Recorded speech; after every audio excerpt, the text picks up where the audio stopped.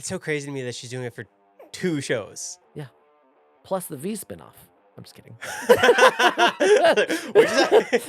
Season 1, my favorite lines were, "You're sloppy." At worst, you're sloppy. I try not to read other people's scenes. Like, if the story doesn't intersect with mine, I don't want to know about it at all. Like the Cherry Bomb Pencha stuff, I had no clue about that until I saw it. Because your character's not part of it, so why should you know? What it is that I just want to see the finished product and be wowed by it the same way the audience is. Is there any improvs in season 2 that made it to the final cut? The 2 key ones that I remember, and I say, "Baby, I'm a demon in hell." It's kind of our thing. The baby was mine. And sweetheart, walk into that Broadway theater and go, "Oh, I'm a part of this. Holy shit." What's up, guys? My name's Joe. Welcome to the podcast. Today's interview is brought to you by FanDuel. The overwhelming response that I got from having you here from the fan base is so heartwarming. Why do you think it is that everybody feels such a connection to these characters, to this story, to what the world is? There's a lot of reasons. But I mean, I think one of the main reasons is that I think it taps into something really interesting, which I don't think a lot of people talk about, which is guilt. I think that everyone in hell is guilty of something. And all of our viewers are also guilty of things, some that they feel more guilty about than others. And the show offers a way through that guilt, right? It tells you that no matter what you've done, there's a way to atone, to redeem yourself. And I think it's such an interesting element of the first season that they go, there must be a way to redeem yourself. There must be some way. And then by the end, by the season finale, yes, there is a way. And I think that's so cathartic for people to watch. I think that people often talk about, it's about misfits. It's about people who don't, who are weird in their own way, and people relate to that. There's a lot of queer themes. A lot of our queer fans relate to that. But I think that element of guilt is something that is really deep for a lot of people, and I think that's one of the main elements. Is the reaction to season 2 how you expected it to go? No, it's bigger. It's bigger. I mean, I knew they were going to like it. I was excited. I was excited by the scale of season 2.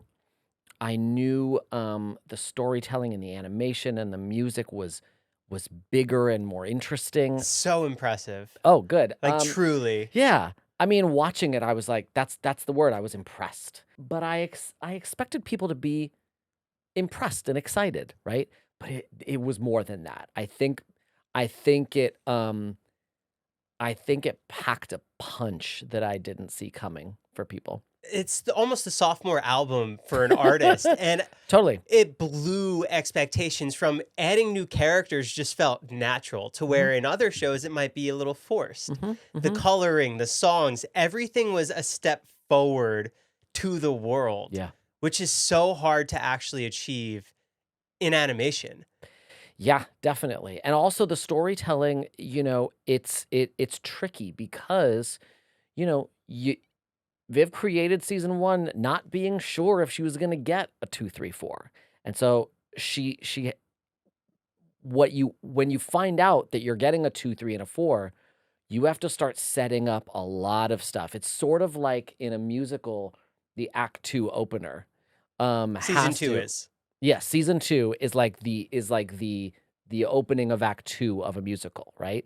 That it's like, okay, so we got you through the sort of fun and games of Act 1, but we're about to take you on sort of we're about to go deeper. We're going to introduce some themes that you might not be ready for, and that are going to take some time to tell, right? Like season 1 had some moments where it was a little rushed because there was this sense of like, this might be our only fucking shot. Now that we know we have some time, it's so liberating for a creator like Viv to be given that birth and say, you've got time to tell the story. And so it was a tricky line for her to walk. And I think she walked it perfectly. And I think I love how people responded to it. When you expand out on the whole series of the show, Mhm. like you just said, season 2 is Act 2. Mhm. Is that how the show is curated, where season 1 is the Act 1, 2, 3, and this is what we're going to put into each theme, and in season 3 we have to achieve this to set up for season 4? Are they thinking that far advanced? Oh, I'm sure they are. I don't know exactly how that works, which is why I don't write TV shows. But yeah, I mean, I am wowed by the way that Viv's brain works to be able to map out multiple seasons of a show. You know, she's always said she's got the story inside her already. And I always think that's just so impressive. The sort of world building, the storytelling. It's fascinating. Can we time travel to the day that you get the script for season 2? Okay. Where was that? When was it? At what point in time? I think season 1 came out early 2024.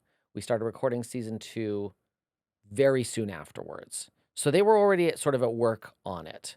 I forget like when we got the pickup announcement for 2 or when we knew we were going to get picked up for 2. You'll have to forgive me. I can't quite separate reading the season 2 scripts and the 3 scripts. You know, like there's just so much going on, and it's yeah, I don't quite remember what my reaction was to picking up 2.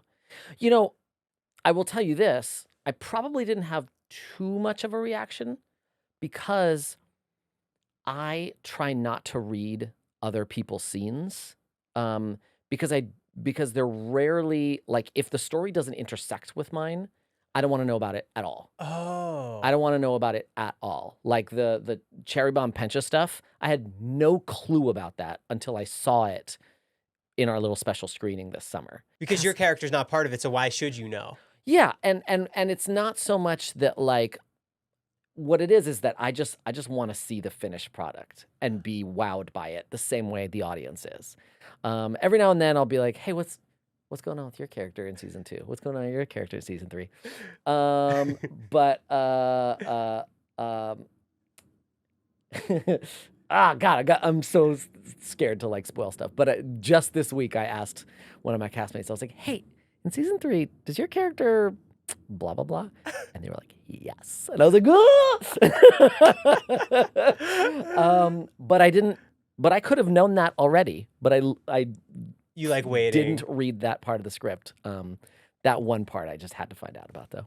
What's up, guys? This interview is brought to you by FanDuel. FanDuel is giving all customers a profit boost every college playoff game day. That means more chances to level up your picks and turn big moments into even bigger wins. Ride with the favorite, take a shot with the underdog, or build a parlay. Then apply your profit boost and go for bigger winnings. FanDuel is the best place to get into the football action all playoff long, and when you win, you'll get paid instantly. So visit FanDuel to get your college playoff profit boost today. Now, back to the interview. What about the songs? Are you listening to other people's songs prior to it being released? So it's funny, when I rehearse my songs, I work on it with my own. I work on it on my own and with my coach, but then I also like to work on it with Sam, which I'm lucky to be able to do because we live in the same city. And I love the voice note trades that you guys have going on. Yeah, that was fun.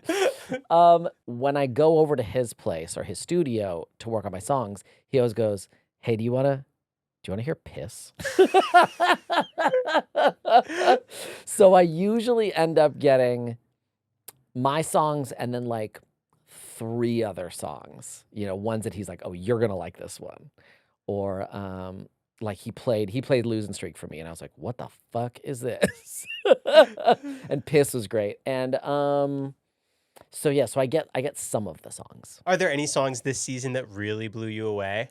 I think Losing Streak, he played it for me, and I was like, "Oh, Blake is gonna murder this." And then he played Nifty Song for me, So which good. was I just, in the finale, just to hear Patrick Stump as Abel singing as that rock song, and Yeah. he has his little Patrick Stump isms in it. sure. To hear it in that animated world of Hazbin was really fun for me as a Fall Out Boy fan. Oh, okay. Yeah, Yeah. he's so pitch perfect in the show, and I wasn't a big Fall Out Boy guy, but when he pops up in this show, it does something. What was it like for you to follow Alastor's journey in season 2? You know what's so interesting is I have a lot in 2 episodes, in 4 and 8, and I only sing in those 2 episodes. And in 8, I don't have a solo or a duet. I sing a little chunk in the finale, but that's kind of it. And because I only read my part and didn't sort of see it in the context of the show, I thought I had less in season 2 than I actually do. Because I remember going into the booth, cranking out episode 4, and I was like, whew, 4 is a bear. And then 8 was like, oh, that 8 was fun. And then the rest of the show, I just sort of like say a few things here and there, fuck with Vox a little bit, but it didn't feel as meaty at the time until I watched it and I was like, oh, I'm having a good time. He's swinging that bat. Yeah. He is out there. Yeah. Alastor is up in there. And even when he's not talking, you see him just in the chair making faces at Vox and shit. So it was actually really really fun to have it come out and people be like, oh, you had so much fun this season. Because I sort of in my brain, maybe this is just my sort of I don't know, insecurity or imposter syndrome or whatever. I went going like, well, I don't have much in 2, but that's okay. That's okay. It's other people's time to shine, and that's fine. But no, I had time. So it was Alastor nice. loves his mind games. He's doing them everywhere. Yeah. Yes. He did one on me. Oh my God. He got you. Do you feel any kind of connection to him, being that it is your voice? Because even as I'm sitting across from you, I hear his voice coming through you, and it's really trippy to actually see. Yeah. And I hope the audience feels the same thing that I'm feeling right now. One thing that's so interesting is that about half of the people that come to my table at conventions walk up and say, hi, Alastor, which is so surreal, right? Because it makes me wonder, like, do they understand who I am and what this is and what we're doing? But it also, to your point, it kind of can't help imprinting on me like a higher level of ownership over the role than I already had even, right? And so yeah, I feel very connected to Alastor. Additionally, because I think, what you see in seasons 2 and 3 is like they've brought him a little bit closer to me than he started, right? I think once the creative team knows my voice and my style, they're like, oh, he can have fun being a little sassier there, right? Or that's a note that he can sing. And there's also the improvs that I feel more comfortable doing that are, from me. And so the role suits me better now than it did In at season first. 1. Yeah. Is there any improvs in season 2 that made it to the final cut? Yeah. So the ones that I remember, there may be more, but the 2 key ones that I remember is when they are both with Vox, and I say, "Baby, I'm a demon in hell." It's kind of our thing. The baby was mine, and sweetheart, you haven't even shown you're the most powerful sinner in hell. The sweetheart was mine, right? So again, like these are very charactery improvs, right? Like they wrote it straight, and I said, what if I make him a little bitchier in this moment? And so again, that's a way that I feel closer to him because I've created that moment. I was on a show, one of my first shows that I ever did was shot like Curb Your Enthusiasm, in that they would give us an outline and then we would improv the scenes. And that was one of the most fulfilling shows I've ever done because in addition to an actor, I was writing my character in the moment and I felt so close to that character and so connected to that character. And so when I have these improv moments, it's fun to have that. Although I will say, and I said this on my socials, like I love that people are stoked about improvs, but let's not forget that like the improvs are the cherry on top of a brilliantly written script. So Right. like, let's give Viv and the team all their flowers on the writing. Improvs are fun, but the writing is already brilliant as it is. Where does the improv come from? Is that from you figuring out this character's you have such a deep understanding of this character and their journey that, oh, this is kind of what they would say. Even though it's not on the script, they could just add this in. Yeah, yes. I think that I think because what I'm trying to say is that you've done so many roles and shows, and you're such a talented actor that you've given life to so many things, both animated and live action. mhm. Where does that comfort of the character come from? I think, I think a big part of it is understanding the show and the tone of the show so much better. I know what the writers are going for. And every now and then I go, "Oh, I can take this a step further." Right? He's being bitchy to Vox. "You haven't even proven you're the strongest sinner in hell." Well, if he goes, "Sweetheart, you haven't even shown you're the strongest sinner in hell."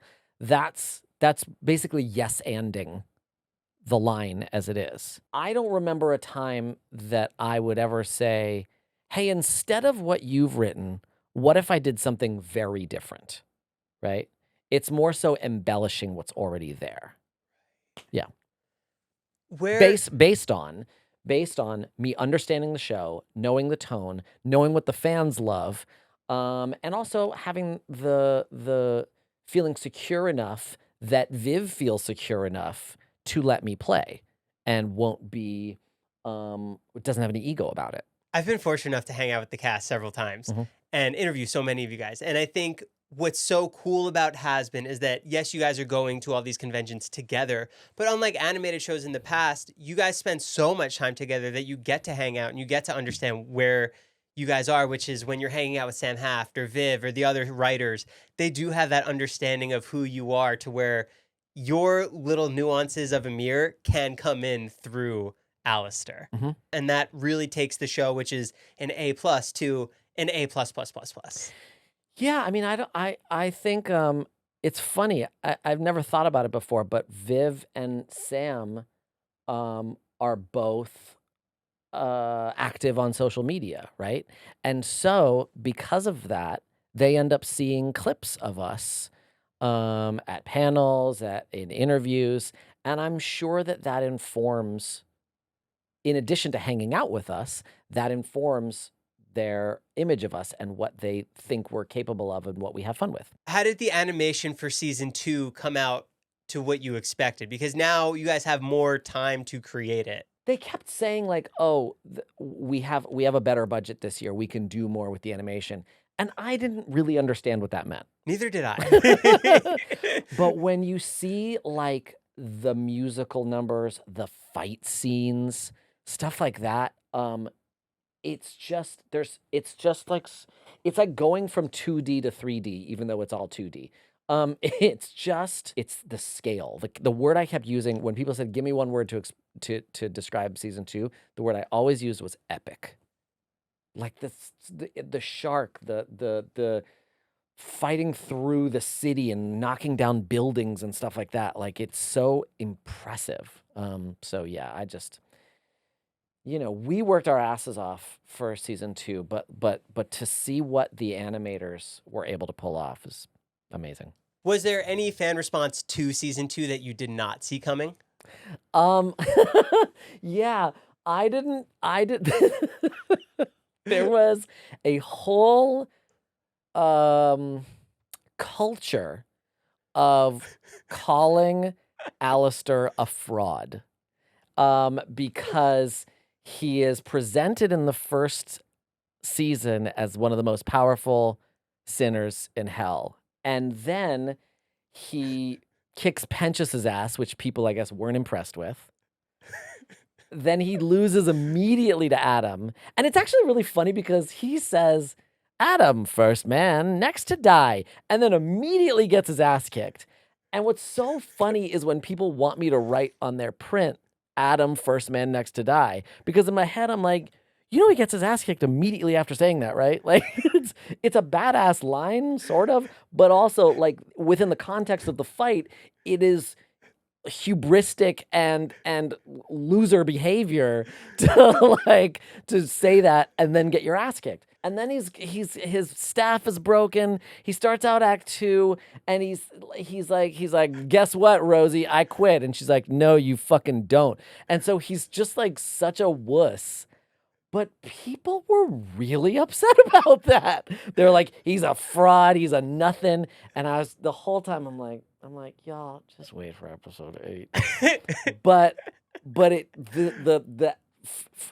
what they call him, fraud lister or something. There was this whole like fraud narrative that took on a whole life of its own, and it was actually really fun for me because I knew what was going to happen at the end of season 2, but the way people were shit talking Alastor, and I expected them. I thought,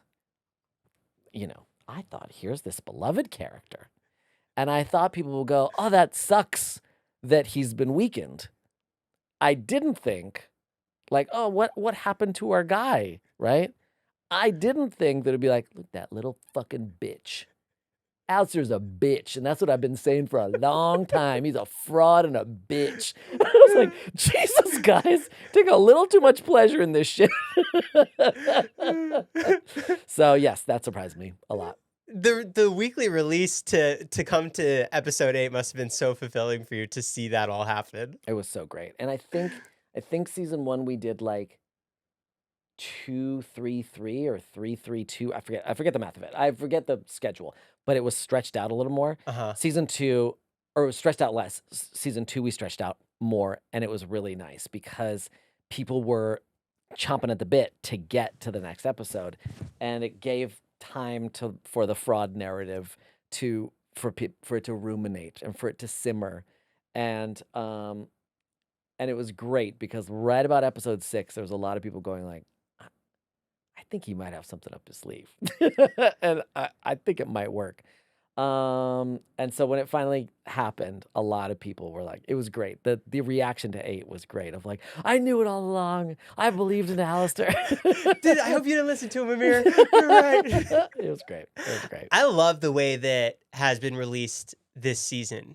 2 episodes for a week. Mm-hmm. It lets you really digest it and evolve with it and consume it in a suitable way for today's standards, as opposed to, I feel like, a binge drop where you kind of watch it and you're already forgotten about it the following week. Yeah, and the hard thing about the bigger drops like they do on Netflix is that it makes it so that like while you're watching it, you can't talk to anyone about it because you don't know where they are in it, and you don't want to go online and read anything about it because it's already all been dropped. And so there's people talking about the season finale when you're on episode 2. And so you have to sort of watch it in isolation. And it's actually kind of weird because it almost feels like, is that what they want? They want people to be isolated with the content? I just don't think that's a fun way to watch things. And so I loved every week seeing people churn out these fucking theories and reactions and lip syncs, and fan art, and that anticipation every week was so much fun. I loved it, and I'm really hoping that in season 3 we can like have big viewing parties every week, like at theaters. I think that'd be really, really fun. So yeah, I loved how they did it. As an actor, do you think that's probably the best way to release a show in today's world? I think that spreading a show out, allowing it to sort of gain an audience, allowing the audience to converse with one another can only help build a show.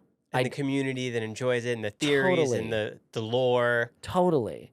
There's people like getting together and having viewing parties. Hey, you coming over to my house on Wednesday to watch Hazbin Hotel?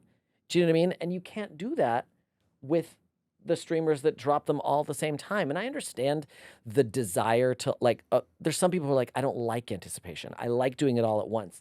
But I just feel that to build a communal viewing experience, the only way to do that is weekly drops. And 2 episodes was so good. It really was. Yeah, I mean, I'd be curious to see what it would be like if it was one at a time and spread it over 2 months.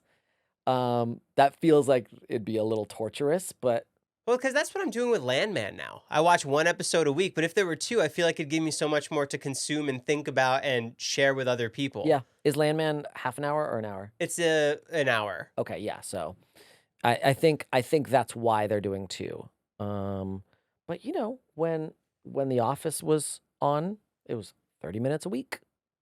That's what you got. And people loved it. Were you ever on The Massive Office? hit. No, I tried out a few times though. What do you remember what characters? No, I don't. We were talking about shows and viewing parties, and something that Hazbin did this year was the Broadway show. What was it like for you those 30 minutes before you guys took the stage? The 30 minutes before we took the stage, so it was billed as Hazbin on Broadway Live, which we all knew was like a 40-minute thing. And people were like, what are they going to... We're doing this whole big production for 40 minutes? Like, it seems like, okay, we're in. But then they announced, they were like, welcome to Hazbin on Broadway. Before we get started, we're going to play episodes 1 and 2 of season 2. And the fans there lost their fucking minds because they were not prepared for that. I don't know how that was kept from them. I don't like... That was a hell of a secret. But imagine this show that you love, that you've traveled to New York to see them do some songs that you already know about, right? And then they're going to show you 1 and 2 before anyone else in the world. They lost it. And it was great because we heard them having fun ahead of time. But when those 2 episodes started airing, literally, the episode starts. And then a character pops up. Any character. Doesn't matter what character. They all just scream at the top of their lungs as if they didn't think that character was going to show up, right? Charlie's back! Charlie's back! Charlie! I love Charlie! And then it started to happen with like little minor characters. There's characters that like we've never seen before. Some weird, you know, sinner with like a tree head. Yes! Tree head lady! And that just teed up our performance. It made me go, we can do no wrong. We can do no wrong. This is going to be a blast. And we also knew that, look, if we're trying to do this in one take, but if anything goes off the rails, we'll do a redo. It's no big deal. And Christian in the circle up before the show was like, guys, we can do no wrong. Like that these people love the show so much, and if you know, and he was right. If you screw up, we're gonna do it again. And so there was just a sense of confidence, of play, of security.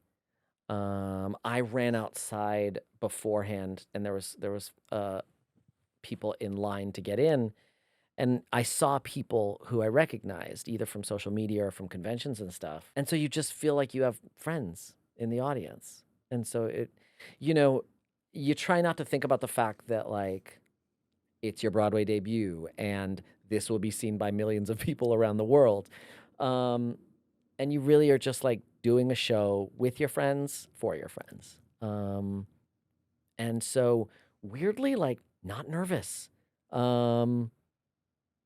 I think I was much more nervous like beforehand, like earlier than right before. How much prep goes into that on your end? What are you doing to... It was like confirmed, like sign on the dotted line just a few weeks before it happened. Oh, wow. They were planning it, but there was just all this sort of stuff that like had to be nailed down. And so I knew what songs I was doing, and thankfully I was doing songs that I'd already done from season 1. So I knew them. So I practiced I played the song in my car like a little, but not a ton because I already knew them pretty fucking well. Having performed them already and having heard them sung back at me and included in memes and edits and whatever the fuck for the last year and a half. So I knew them. And then on Saturday, so we performed on a Monday. On stop me if this is boring. That's sort No, of okay. very intriguing.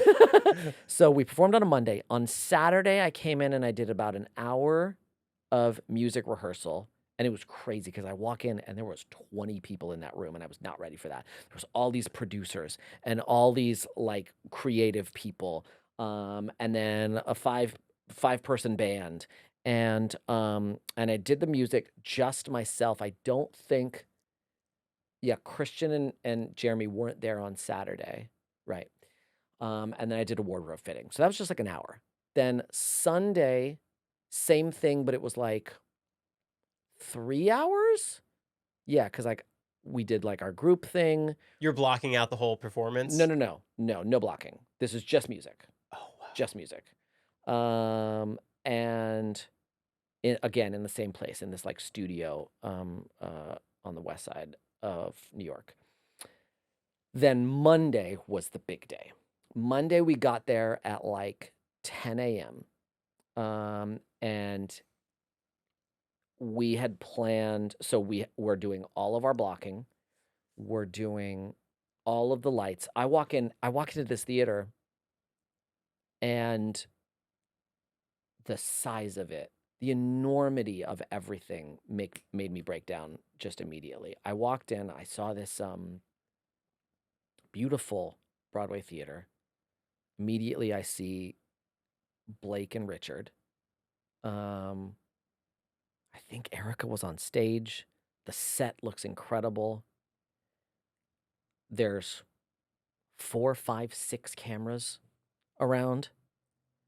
There's at least 100 crew members, maybe more, maybe 150. And it felt massive. Is that part of the Playhouse crew members or? No, that's the thing, is this is the TV crew. But the thing is, like, that's the thing. It's like it was more crew than you have for a normal TV show and more crew than you have for a Broadway show because it's both of those crews all together, right? And it hit me so fucking hard that I just started to cry because I felt both, I felt just totally overwhelmed. There were so many fucking emotions. Like sort of deep like gratitude and excitement. And I don't want to say fear because it wasn't fear, but it was daunting. It was daunting. It was so much bigger than I even imagined. And so to see so much happening and then also to have my two good friends in front of me, right?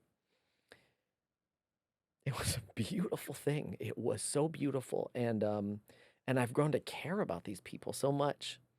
And to share this experience with them, you know, so much of your life as an actor is so lonely and isolated. And over the last 2 years, this show has created such a community for me, especially if you think about it, like coming out of COVID, right? To have a work family that you love, and then also to have all of these fans of the show that show you love and that you love, and you know what I mean? I sometimes hesitate to compare, but I think that I'm in a unique place among the people in this show as far as how to appreciate this job. Because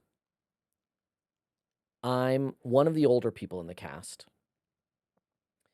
And Keith is older, but he's also like a legend, right? So like him, like having this, like if he didn't have Hazbin Hotel, he'd be fine. He's Keith fucking David, right? And then there's young people like Blake that like really early on in his career, he's part of this massive thing. But I've been at this for over 25 years. And there's been a lot of highs and lows. And there was a point where you go, it's gonna be fine. I'm where I am. I've had a good career. But to walk into that Broadway theater and go, oh, I'm a part of this. Holy shit. I never thought this could happen. I don't want to say I gave up on this, but part of you gives up on it. Part of you holds on to hope, but part of you goes, look, you have to be okay, Amir, with something like this never happening. And then it did. And it was an absolutely overwhelming moment. So then you go upstairs and you see your dressing room, and I've been to Broadway dressing rooms before because I've had friends on Broadway, and they're always like tucked in this weird corner, and they're tiny. Like you think of Broadway stars as Broadway stars, but a lot of their rooms are very small. And then I had one, and I shared it with Blake, one of my best buddies on the cast, and you see the set, and so sorry, so what else did we do that day? We had to do a lot of like EPK stuff, electronic press kit stuff, where they're asking us about the show. So that's the other thing is there's 5 crew members doing behind the scenes things, right? You don't normally do that on a TV show. You don't normally do that on a Broadway show. So at every moment of the day, there was something to do. So we rehearsed, we did blocking. Sorry, we rehearsed, we did blocking. Then we did a full dress rehearsal. And during the dress, we're in the green room watching each other. Again, I cried. I cried when I got up to the dressing room. I cried when I saw Christina do Piss because Alex was supposed to do it with her, got sick, couldn't do it, so she's doing it by herself with with Alex on the screen. She crushed it so hard, and Christina is so fucking professional and committed. Never like a bad attitude about anything. And I watched it and I went, oh man, she's gonna hit so fucking hard and she deserves this so fucking much that I cried again in the dress rehearsal watching her. So we did the dress. We had like a dinner break downstairs where we're eating sort of like catering, which is kind of so-so.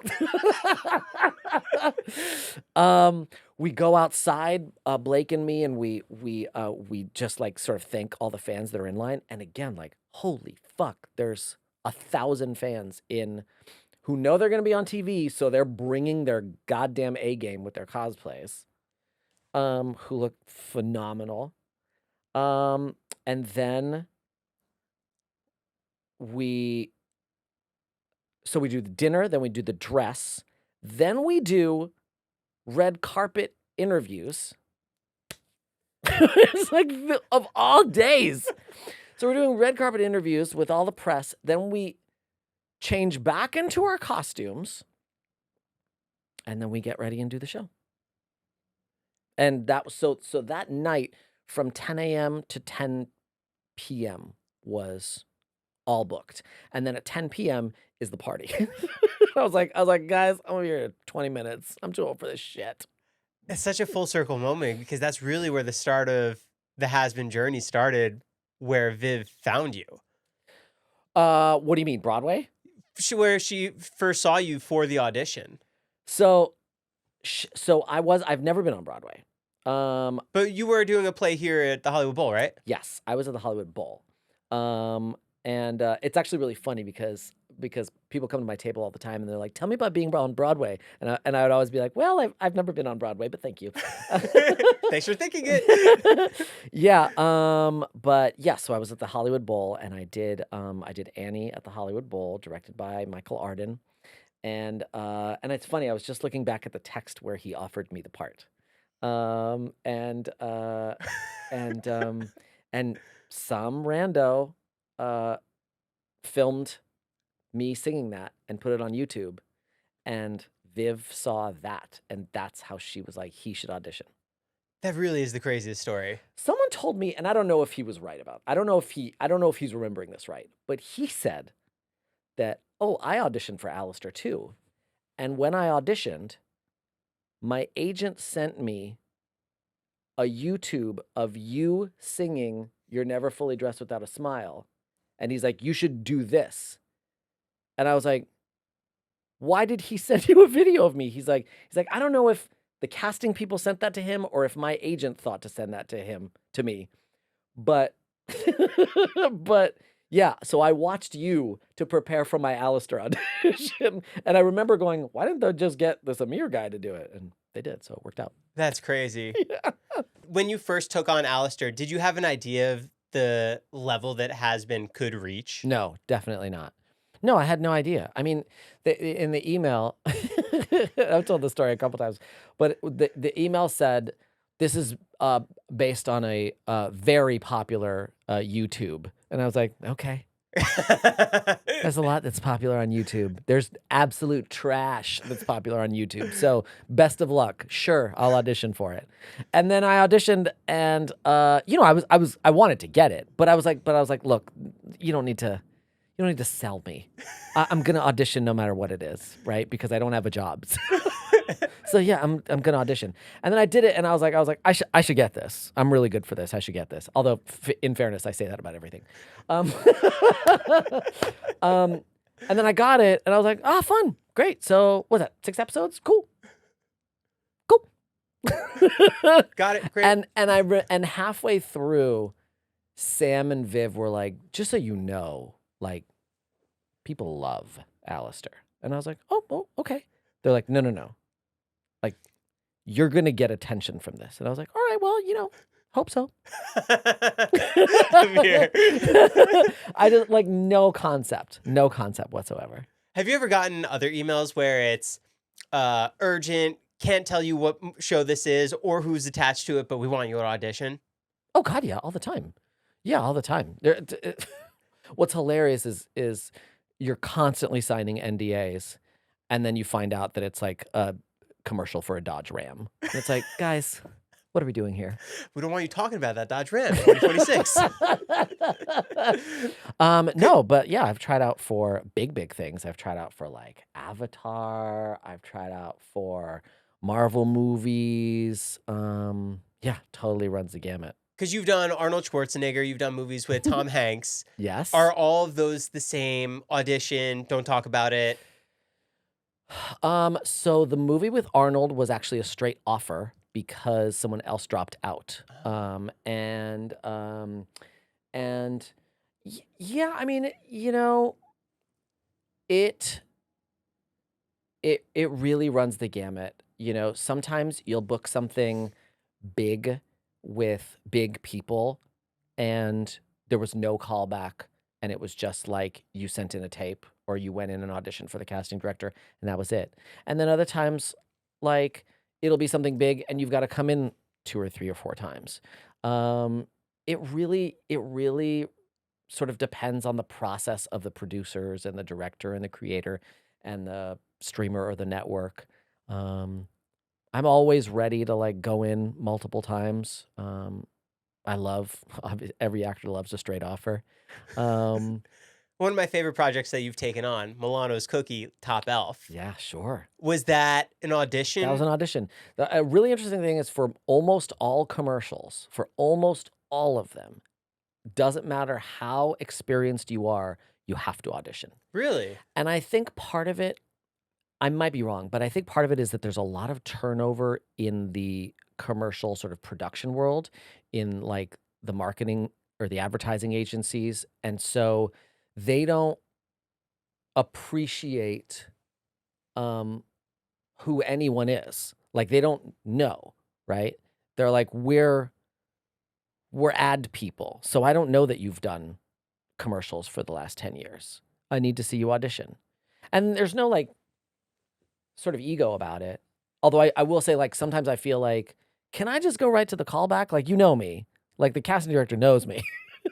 But yeah, I mean, to this day, like, when I audition for commercials, it's me either going in by myself or sending in a tape and reading one line. and hoping that I get a call back. Are you seeing commercials have smaller productions just given the way that TV and streaming is now? It's always run the gamut. It's always been, you'll do a commercial and it feels really big budget, and then you do a commercial and it's like the little sort of rinky-dink thing. It could live on for forever. Yeah, I mean, Milano's is a great example. That was, you know, never intended to run for many years as it has, and it was just me and Santa and the kiddo. Um, and we shot that in an afternoon and fairly low budget because it was the idea was like this is going to run for 3 weeks on the internet, right? And then it ended up being really fun and great and funny, and they were like, "All right, well, we're going to keep running it then." And then I've auditioned for, I mean, not auditioned, I've shot Super Bowl commercials. They were very big budget. And then either got cut from them, that's happened to me, or they cut the commercial entirely. They're like, "Yep, we're not going to run it. It's not good." So, yeah, the commercial world is really crazy. It's so like Wild West. Like you never know what you're going to get into. To talk about the Milano one, for a commercial actor, it's my favorite cookie. Let's talk about the Milano commercial. You did this Hazbin thing. This but is going to be its own clip on YouTube. Milano cookies, the way that the wafers are crunched together between the chocolate. These were my childhood cookie growing up. So when you were part of this, this is my family. Okay. How does pay work like that? Because there's some commercials that if you have a talking line, you can get the residuals. Yeah, so commercials, so for non-union commercials, you get paid a few $100s or a few $1,000s, and then they can run it forever, as much as they want.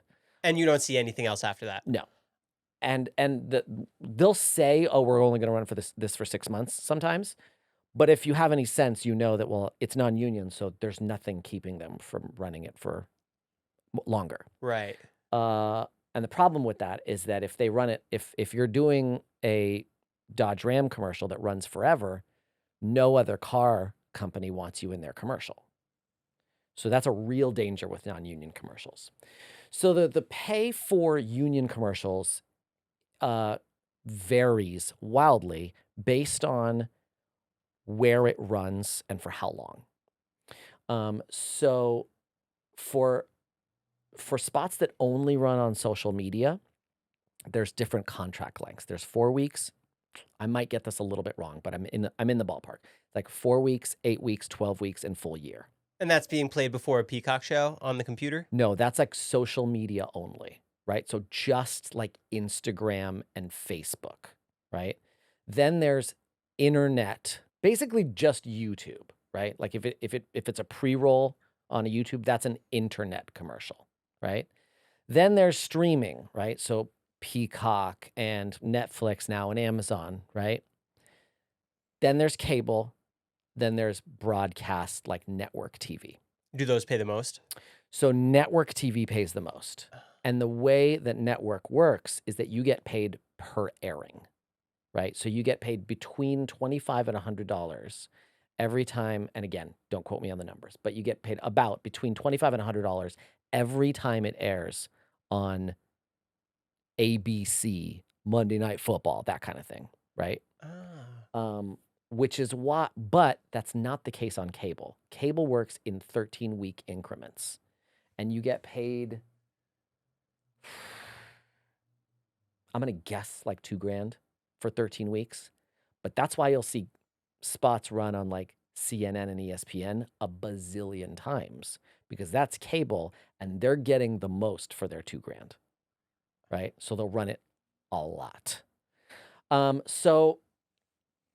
You also get paid if they're not running it, but they're holding on to it. You get paid what's called a holding fee.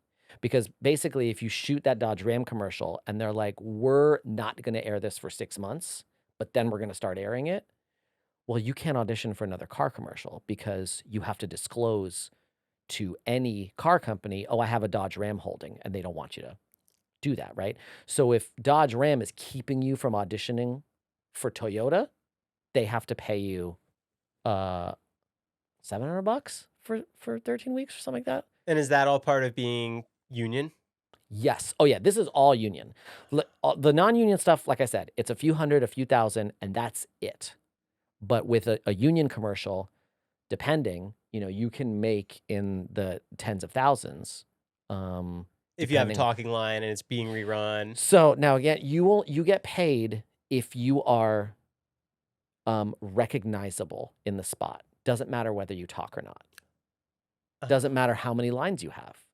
You can have 0 lines. You can have 10 lines. I'm often standing next to someone who's talking a lot more than I. My big thing in commercials is, so That's the moneymaker. So we're getting paid the same. Unless this person's a big celebrity, then we're getting paid the same. Yeah. Oh. But like the Milano one is an interesting one because it runs a lot, but you're not going to see it usually on like ABC, NBC. I'm not getting paid those higher end residuals. It's called Class A.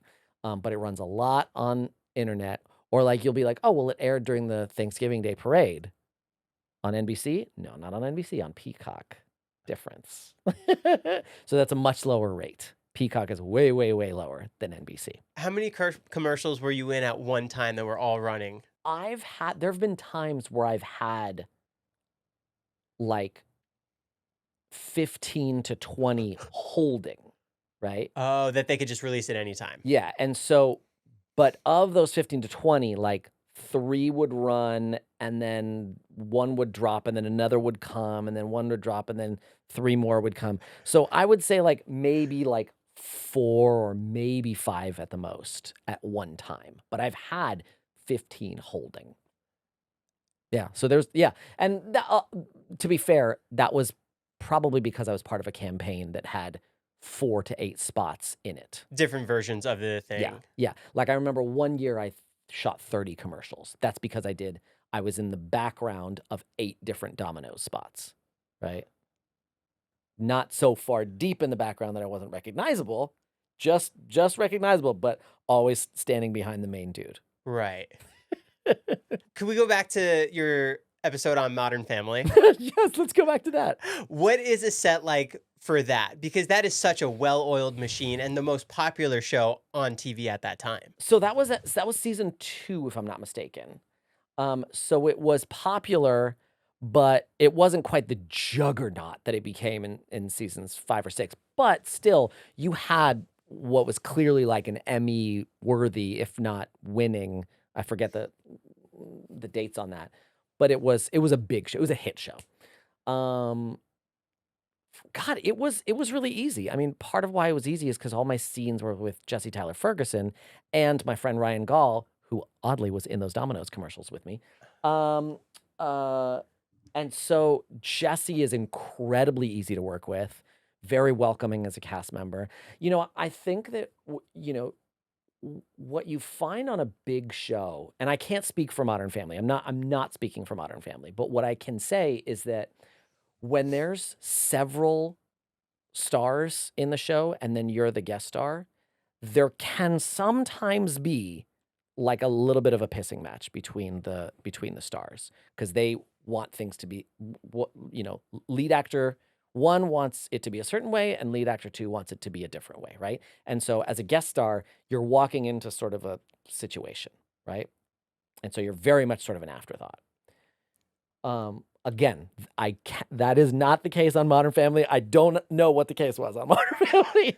What I do know is that coming in and working with only Jesse Tyler Ferguson was incredibly comfortable because, first of all, being the only series regular in the scene, he has a certain level of like, he's the big dog, right? That being said, he doesn't play the big dog, right? Like he doesn't have an attitude. He was very welcoming. We had fun, him and me and Ryan. He contributed to a very warm on-set atmosphere. And it was easy. So it was easy. We shot it pretty quickly. That show, because there's so many characters and so many scenes, many of them are short, we were working pretty quickly on that. So that was like maybe 2 days, tops. Do you have a favorite show that you did guest star on? The easy answer is Ghosts. for a bunch of reasons. One is that it's one of the few shows I was a fan of before I got on it. Um, uh, Another is that it shoots in Montreal, which I had never been to, and it's beautiful. Three is that it's a very high quality show. Like it's well written, well acted. But the number one reason is that cast is wonderful. Wonderful, wonderful cast. Like really warm. Talk about how there can be whatever attitudes, fucking zero on that cast. And I always say it comes from the lead and from the showrunner. The vibe on set comes from the lead and the showrunner down. And Rose McIver on that show just sets such a good fucking tone. And it's just like a real everybody just seems like homies on that. And they're very welcoming to me. And really warm. Just the kind of people you want to hang out with. Being a podcaster, it makes it a lot easier for me to talk to somebody like you because I'm a fan of Hazbin. I'm a fan of your art and your work. Mhm. For you to be a fan of Ghost as an actor, does it make it easier for you to step into that world because you know the pace of the show, the actors, the style that they shoot in? Sure. Yeah. I think understanding the tone of a show is the single most important thing that an actor needs to understand when they step onto a set that they've never been on. Obviously, a lot goes into preparation, but understanding the tone is vital. The pace, the vibe. Whenever I do a guest star or when I do a movie, I like to get to the set as soon as possible, and go watch someone else shoot their scenes so that I can understand how they work, how the director speaks to them, how they speak to the director. I think a big thing that people don't appreciate about auditioning, about being an actor, is that everyone in the process, from producers down to PAs, is scared. And one of the things you can do as an actor is take away any fear they might have about what job you're going to do. And so when I walk into an audition, one of the things I know I bring with me is if you cast me, you won't have to worry at all. I got this. I'm going to be fun to work with. I'm going to be pleasant to work with, and I'm going to nail the lines and the pace. And you're never going to go, "No, Amir, it's ugh, how do I say this? It's never going to be like that. You're in good hands with me." Were you always like that? To some extent, I think that I've always had a certain optimism / confidence that it's going to work out, and I think that translates in most things I do. People feel safe with me because I listen and take care of people and understand what they need, right? And do you ever go to a stand-up show and someone walks out on stage and you just get a sense like, I don't know if this is going to go well. And you can't fucking laugh because they don't feel like they're taking care of you, right? And then they leave, and then someone else walks out on stage, and you immediately feel at ease. And only when you're at ease can you laugh. And I think that that's a big part of being an actor, is making those around you feel at ease. That's a big part of getting the job, and that's a big part of doing the job. Do you think that translates also into voice acting? On set of Kung Fu Panda, do you go in with that same attitude of, we're going to make magic today? Yeah, I mean, it's just a presumption on my part that it's going to go well. And there's times when I've been wrong. But I think that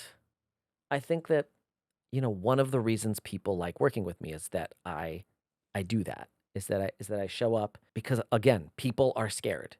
People are under pressure. And so when I come in and I can relieve a little bit of the pressure and let them know, like, I don't know what the fuck is going on the rest of the set, but as far as me, as far as Crane, as far as Alastor, as far as this guy, as far as the director Daniel on Ghosts, you don't have to worry about me. Whether they verbalize it or not, it means a lot to people. Can we do some rapid fire? Sure. What's the first word that comes to your mind when you hear Alastor? Oh God, what have they edited this time? Harder to voice, menacing or charming Alastor? Menacing, because it's just difficult. It's harder. It's literally physically more taxing. Did you, in the beginning, did you have to channel something to get the menacing style? Were you modeling it after someone else or other inspirations that you had? And now that you're recording season 3 and 4 or 3, I don't know, wherever you are you just basing it now off of how much Alastor has done? So he has his own voice? I kind of just do it. That's kind of like asking, like, how do you dance? You know what I mean? Like, I just do it. That's the talent of your acting. It's just there. I guess. I guess. Yeah. I mean, the voice is pretty much set. That sort of radio voice that's a type, right? And then I guess it just happens. It's magic. That's the answer. Magic. Recording solo or with other cast members, which do you prefer? Other cast members, no question. Other cast members, and it sucks not having that opportunity on this show. Darkest Hazbin Hotel moment that made you laugh? Darkest moment that made me laugh. No comment. Is Alastor always in control, or is it just an illusion? Well, he certainly thinks he's always in control, but as evidenced by season 2, he is not. He quit. He was like, "Guess what, Rosie? I quit." And she was like, "No, you fucking didn't." Is Alastor capable of genuine attachment? Yes or no? I think that anyone is capable of genuine attachment. It's a matter of whether they're interested. And so I think that depending on what happens going forward, like it's a matter of priorities, right? If someone prioritizes something else over attachment, then that makes attachment less likely. So it just depends. Is he capable? Yes. Will we see it? To be determined. You guys it's public knowledge. You guys have recorded season 3 right now, right? Yes. 3, and some people are doing 4. Yes. You can't say much. Can you say anything? What can I say about season 3? Surprising, exciting. It goes for some characters, it goes to some deep places, which is very interesting. You haven't seen any animations yet or anything from it, right? No. Definitely not. Yeah. That's going to be good when it comes out. Yeah. Can we do some fan questions? Sure. How do you look after your voice? I don't look after it enough. One of the things I do is that I've started at conventions to use a little mic and a little speaker. So you don't have to speak as loud? So I don't have to speak as loud. It's always very loud in convention halls. And I found that helped a lot. I was initially sort of, I was very hesitant to do that because, excuse me. I was initially hesitant to do that because people will come to me and will have vulnerable conversations, personal conversations. And I didn't want to feel like I was sort of performing. I wanted to, that's what conventions are about. It's about like a one-on-one interaction. But I saw Sam using it and I walked over and I was like, "Oh, this still feels very personal. I'm going to try it." And what I was very surprised about is how much people like it. First of all, it's a little Alastor coded. A little bit. Right? But also, it helped them hear me better. And it's clearer because sometimes people have trouble hearing in those places. So that was really great. Another thing I do is that at conventions, because I use my voice a lot more in conventions than I do on the show. Like I always say, season 1 took me 18 hours to record. I spend more than 18 hours in a weekend talking to fans of the show. So conventions are far more taxing than the show is. How many hours was season 2 recording? Roughly the same. I mean, roughly the same. I was in, I think 6 episodes or so, and each episode takes about 3 hours. And it's just you, Richard, Viv. Yeah. Plowing through it.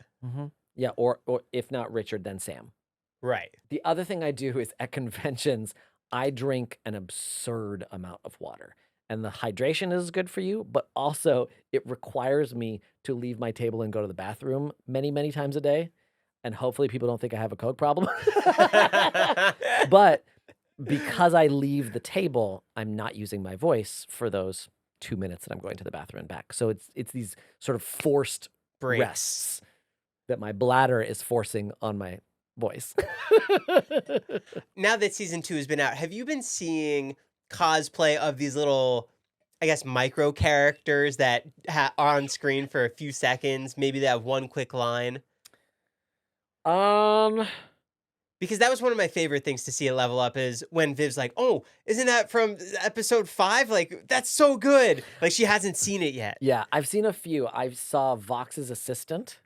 I saw this isn't exactly a micro character, but Velvet, people realize in season 2 is in a different outfit every fucking time you see her.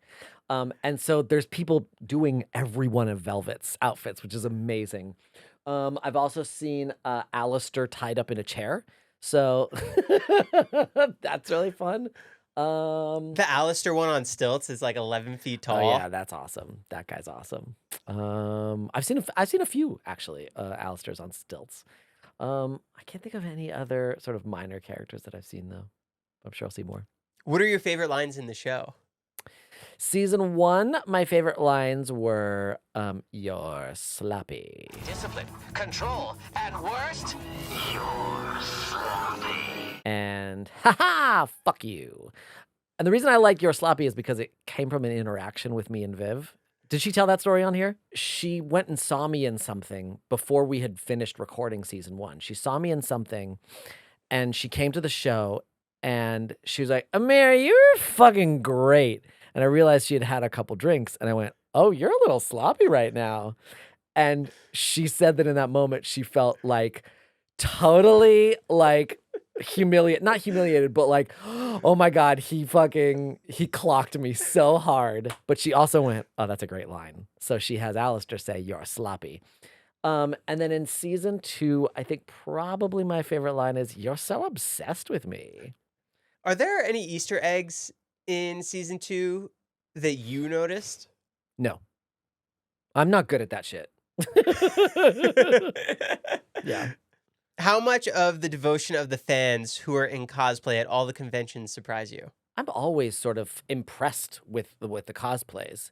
It was funny, really early on, someone commented, "I'm so happy that you don't mind our cosplays." And I was like, "Mind? What?"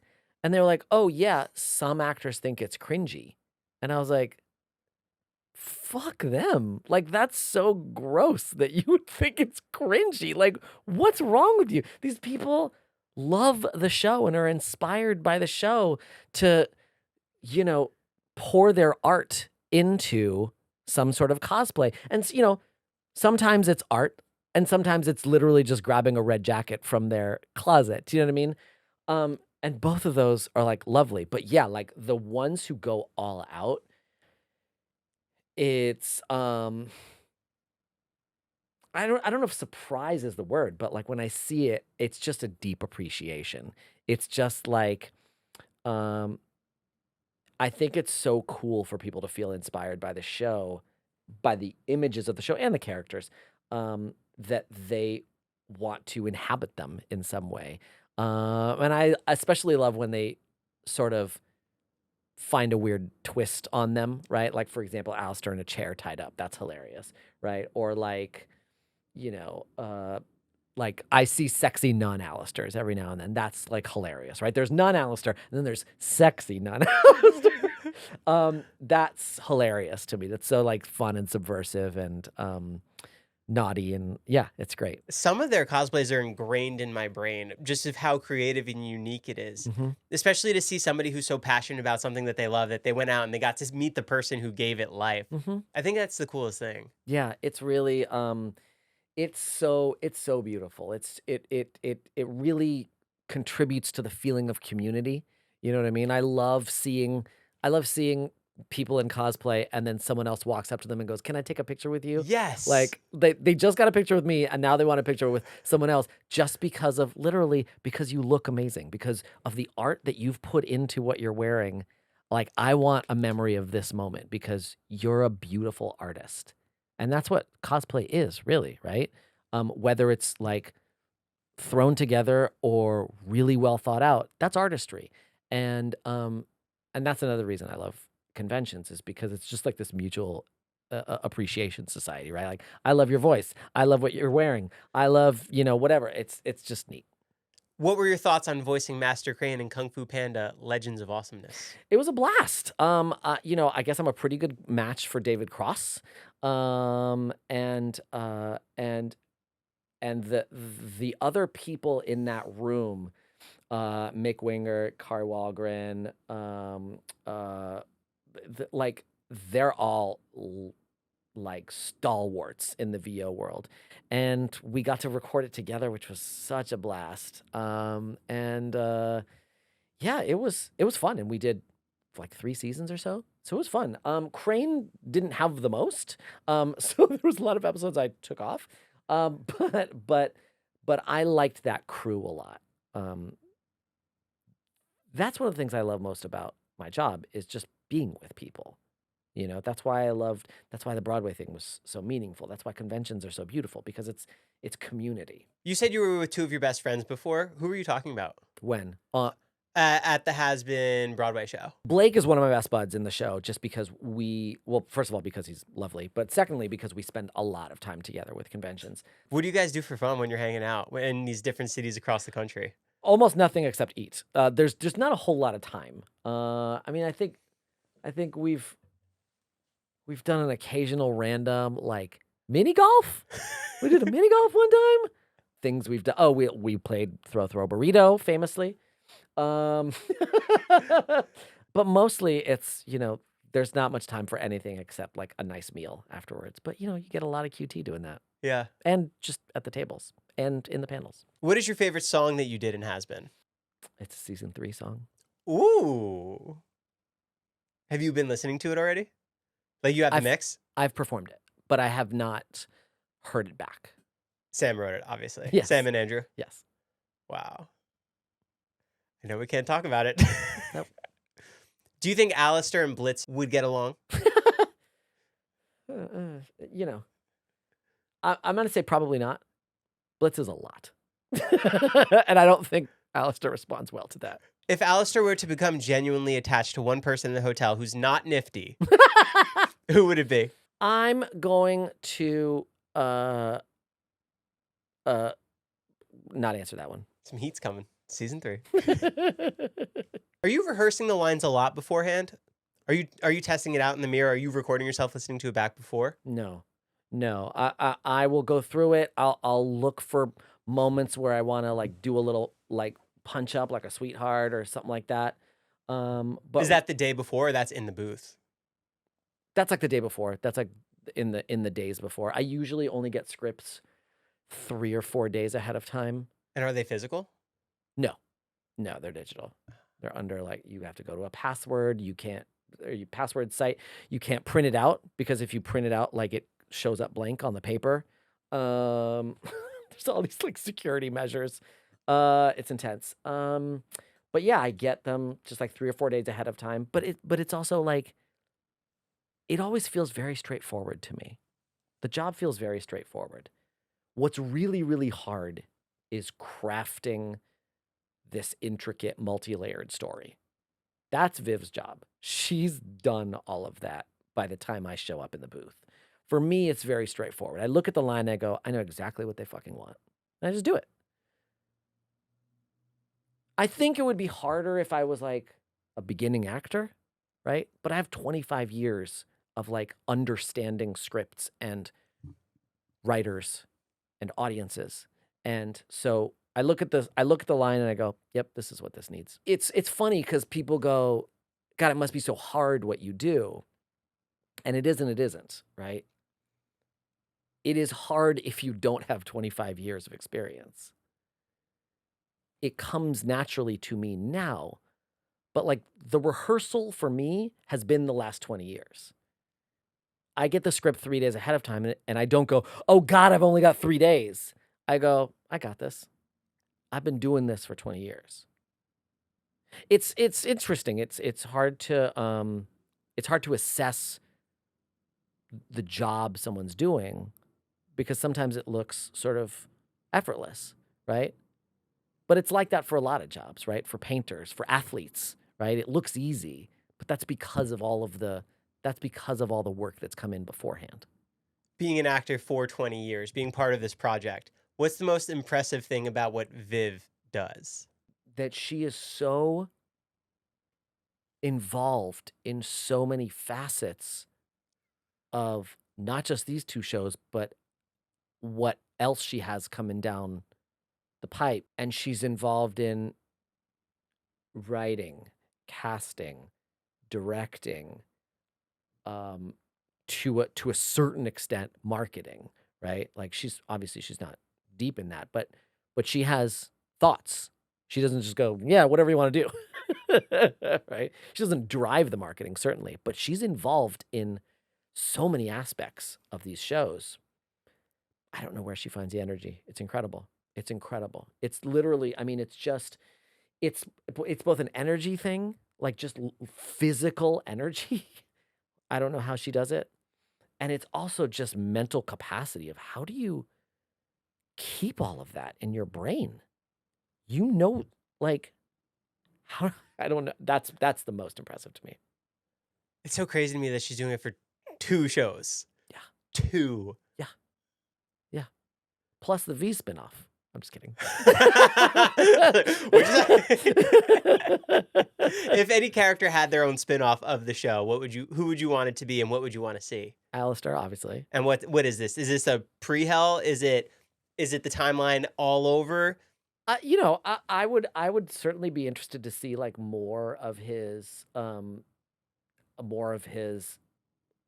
life before he was killed. Maybe like what happened in those 7 years that he was gone. That's the show right there, Alastor, The Lost 7 Years.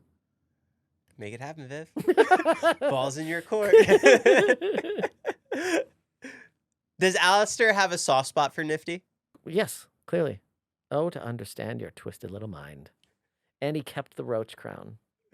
That was a thing that I didn't notice, and a lot of fans of the show pointed that out. That like when you see him like drinking and smoking his little cigarette, and he's got his chest wound in the corner, you see that he's kept the roach crown that Nifty gave him. He didn't just like toss it. I think that's very sweet. I love that. Do you have any advice on getting started in theater or acting in general? I get that a lot, and it's it's actually a really tough question to answer because it depends on what you want from it. My main piece of advice is it's almost impossible for everyone. There are about as many successful like voice artists as there are professional athletes. Such a great comparison. Like if you look at like NFL, baseball, like just the 4 main sports in this country, there's about that many, maybe a few more VAs, but it is tough. It is really hard. If you're auditioning for a big part on a show, and here's the truth. The only way to make a living at this is to regularly book big parts. And if you want a big part, you're auditioning against me, Erica Henningsen, Alex Brightman, Brandon Rogers, right? You're auditioning against Phil Lamar, Eric Bauza, Kari Walgren. You're auditioning against Kari fucking Walgren. Right? If you want a small part, guess who's playing that? Me, Erica Henningsen, Blake Roman, right? Like I am playing, like you see it in the show. The character that goes, "Should I kill my wife?" That's Joel Perez. Right? There's people who are like, "Oh, I could do that part." No, you fucking can't, because it's Joel. Because if you play that part, they have to pay you extra. Joel, no. He does it as part of his Valentino contract. He does this additional character. Because you get the 3-character rule, right? Yes, exactly. Can you explain that? So on a show, you get paid the same whether you play 1 character or 3 characters or 2 characters, right? And so a lot of times they'll go, oh, "Okay, Amir, you're doing 30 lines of Alastor today, 10 lines of Tom Trench, and you're playing Sinner number 2, who has 1 line. And I get paid the same whether I'm doing all of that or just Alastor." And so I think people fail to understand that, like, you can't audition for a line on Hazbin Hotel. You can't do it, right? And so if you can't do 1 line, the only other way to participate is to get cast as Alastor or Angel Dust. And if you're not good enough to do that, you can't really do voiceover. So step 1 in getting to this level is being fucking great. It's not good enough to say, "I live in Indianapolis and my friends say I do good voices." Doesn't matter. Doesn't matter. You need to be in one of the big cities where all of the casting happens, where you can meet people, where you can get a good agent. And you can say, "Well, look, it's all remote anyway." Sure, it is remote. But between you and someone who lives in LA and who has been at the Hollywood Bowl, why would that agent sign you? So it's tough. So if you want to do theater, voiceover, acting, ask yourself why. Is it that you want to make a living? Good luck. It's fucking hard. Maybe you're fucking great. And if you are, amazing. I'll see you soon. But if you want to do it because it's fun, pick up a camera and do it. Just do it and have fun. Have your normal job with your family, live in, Topeka, and have fun. If you like this stuff because you like to create, because you are a creator, create. We need more creators. We need more creative people. We need people to not squash their creative impulses. The world is too much about content and commerce and not enough about creation and art. Make art. We need artists. But if your thinking is, I want to do a thing in my closet for 18 hours and get paid a lot of money for it, it's almost definitely not going to happen. I love I those. mean, sorry, but like I booked this role, Alastor, in 2021. It is the role of my lifetime. I have booked nothing remotely close to this in 4 years.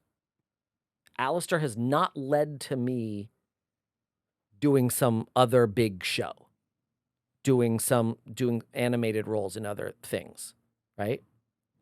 That's not, I'm not to say like, look at what a loser I am. I'm saying even the guy who plays Alastor is not booking shit all over the place. Is that because it just doesn't exist anymore? It's just really fucking hard. It's just really hard. I'm really happy with where I am, but I just want to be clear that like getting here is tough as fuck. People see it as like, oh, Amir spent 18 hours. I could spend 18 hours. Like, well, yeah, but it took me 20 years to get to that 18 hours. Don't forget that part. I love everything you just said because I feel like you just kicked you just lit a fire under somebody who's watching this. You have to put yourself in that position to succeed. And the best thing that I ever did was I moved from New Jersey to California not knowing anybody. Mm-hmm. And that was 9 years ago, and it was the best decision of my life. You got to be in it. If you want to be in it, you got to be in it. You can't half-ass it from halfway across the country. There's a guy who's like, hey, I'm in grad school for accounting. What can I do in the meantime to start my voiceover career? Drop out of grad school. I was like, nothing. I was like, be an accountant, bro. We need those. We need good ones of those. Do that. You'll make a living. You're in grad school. Do you think Rosie is responsible for Alastor's haircut? Since he was her pet, do you think she was like, oh, this would be funny, and he was stuck with the haircut for 70 years? Now that he's no longer owned by Rosie, what do you think he'd want to change his haircut to? I don't do headcanons very often. But I think that part of your appearance in hell is determined by some sort of curse. Like if you sent to hell, the people who make hell run decide what would torture this person. Oh. And that is part of how you look. So for example, Alastor, very handsome, very debonair, cared about his appearance, cared about, kind of a badass, right? The way he killed people. He was impeccable about it, right? He gets killed in this embarrassing way where he's like, it wasn't even cool how he died. He got killed because they thought he was a deer. And so now he looks like a deer. It's almost like a daily reminder of like, you think you're cool? You died because they thought you were a deer. So he looks in the mirror every day and he's got like deer stuff. And I sort of think like that's my headcanon on the haircut. He had these gorgeous locks. And they're like, nope, not anymore. Fuck ass Bob for you, buddy. Or Vox, you know what I mean? Like Vox is like, I'm the cool TV man, and they're gonna see my face on every TV screen. Nope, they're just gonna see a TV screen. Or like Penchus, right? Penchus looked with his eyes and saw crimes happening and didn't do anything about it.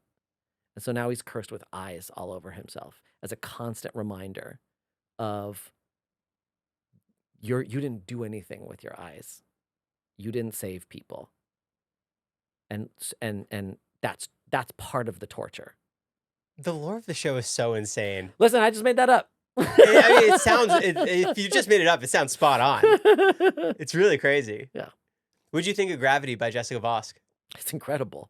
It's incredible. There's a clip of us hearing it for the first time at New York Comic Con, and everyone's watching it on the screen, and everyone's watching it going like this, and I'm just like this. Why? Because that's just, I'm consuming it, I'm taking it in, and it's fucking tough. That song is tough as shit. And so I'm just like, and people are like, why does Amir hate the song so much? It's my happy face. No, it's just a fun, tough ass song. It's great. It's amazing. How do you do singing sitting down? Shouldn't you be propped up, standing? No, just as long as you're Is the diaphragm here? Yeah, there-ish, I guess. But it's not below the waist. So as long as you're sitting up straight, it's fine. Oh, because that video came out of you singing. It blew my mind. like I was like, this is not what I imagined at all. There's a saying in the military that Ice-T also said applies to actors, and I always listen to Ice-T when it comes to acting advice. Yeah, I mean, he's my guiding light. But he said, never stand when you can sit. Never sit when you can lay down. Ooh. Should we be laying down right now? See, I don't know that would work. So so yeah, I usually like to sit in the VO booth. When you're recording, do you hear the Alastor effect on there? No. In the headphone? It's just your voice? Yeah. Do you have it playing back so you can hear yourself? Nope. Really? It doesn't matter to me. I don't care what they do with it after the fact. And also, they change, God damn it. They change how strong the filter is on different lines. Sometimes it's really strong, sometimes it's not so strong. So, yeah, they figure all that out in post. It's so trippy because every now and then I hear Alastor in your voice. I'm like, that was... Yeah. That's weird. Cool. What else do you have coming up now? I'm in a couple movies that come out in 2026. Can you say Yeah. anything? One is called Go Love Go, and it's like a gay rom-com. Okay. I'm not involved in the rom, but I am involved in the com. It's really funny. And then I'm in an indie comedy called Bolio, that stars some of the people from Tacoma FD. And it's very funny, and I'm looking forward to that. And in the spring, I'm doing what I always do, which is I'm participating in the National Network of Abortion Funds Fundathon. And during that, if people make donations to my funding page, I read their names on my IG Live. And if they leave a comment, I read their comment on IG Live. And a couple years ago when I started doing that, someone put a crazy ass name on there, like Penchas's Two Dicks donated $20. And That's a unique name. and it was, well, Penchas has two dicks. I don't know why. And I wonder what the curse is there. Why is he cursed with two dicks? Why is that a curse? Right, because if you use it too much, then you should have none. Right. Or maybe that's it. He didn't Maybe use it that's at all? He didn't use his dick in his life, and so he's cursed with two dicks. To not use either. Yes, you fucking loser. Oh. So I said that, and then I read it, and people loved that I said that, and that started this whole thing where now that's all people do is they donate money with unhinged names, and I say it, and then sometimes they'll just go, Kevin donated $50, and he says happy birthday to Samantha.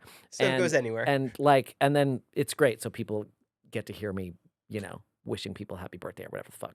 Do you ever discuss lore with Alex Brightman about the characters or Eric of what's going to happen next? Yeah. Like we've talked about how do you think it's all going to end?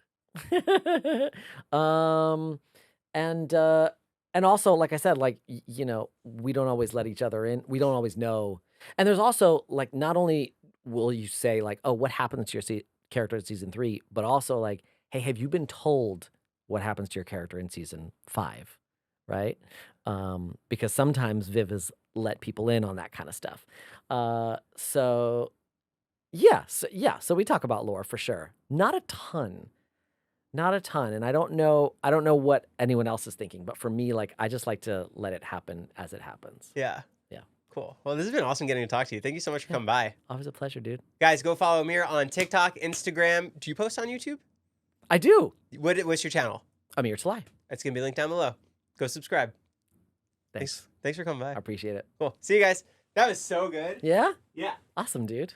That was fun. I hope you guys enjoyed that interview. Today's conversation is brought to you by FanDuel. Thank you guys for watching the interview with Amir Talai. I have an interview with Vivienne Medrano coming out very soon, so make sure to hit the subscribe button, leave a comment down below, and a thumbs up. Thanks for watching. See you on the next one.